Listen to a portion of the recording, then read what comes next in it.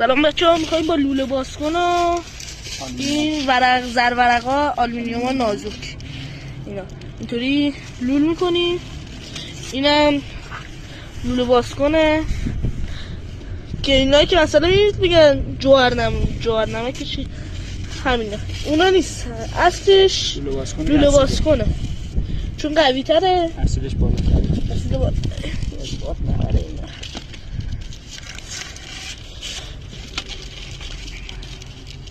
خوش کن نه خود اینجوری لول کنه، همه رو خودم میریزم. باید یه ذره نزدیکتر بنداز. اینقدرم لوله بازکن ریختیم، فویلا بریز، درم یواش ببند بگیر.